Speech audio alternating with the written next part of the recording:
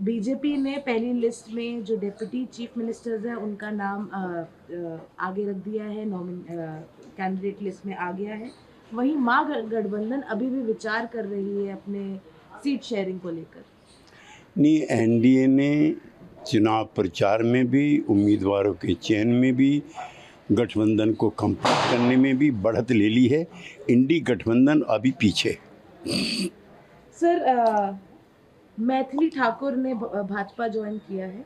उन्होंने कहा है कि पॉलिटिक्स ज्वाइन करने का मतलब ये नहीं है, वो सपोर्ट किया है बेसिकली। उन्होंने कहा है नरेंद्र मोदी जी और नीतीश कुमार जी की मैथिली ठाकुर जैसी शख्सियत के एनडीए में आने से, चुनाव लड़ने से हमारे गठबंधन की साख बढ़ती है।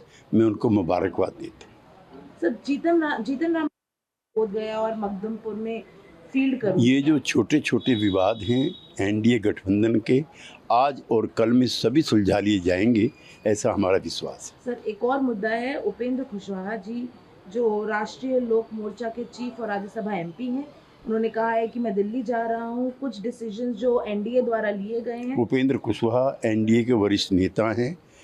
उनके जो ग्रीवांसेस हैं उनको दिल्ली के नेतृत्व के द्वारा सुलझाए जाएंगे, ऐसा हमें विश्वास है। बीजेपी ने पहली लिस्ट में जो डिप्टी चीफ मिनिस्टर्स हैं उनका नाम आगे रख दिया है, कैंडिडेट लिस्ट में आ गया है। वहीं महागठबंधन अभी भी विचार कर रही है अपने सीट शेयरिंग को लेकर।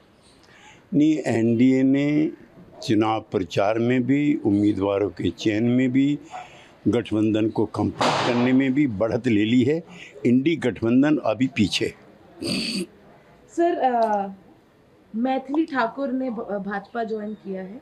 उन्होंने कहा है कि पॉलिटिक्स ज्वाइन करने का मतलब ये नहीं है, वो सपोर्ट किया है बेसिकली। उन्होंने कहा है नरेंद्र मोदी जी और नीतीश कुमार जी की मैथिली ठाकुर जैसी शख्सियत के एनडीए में आने से, चुनाव लड़ने से हमारे गठबंधन की साख बढ़ती है।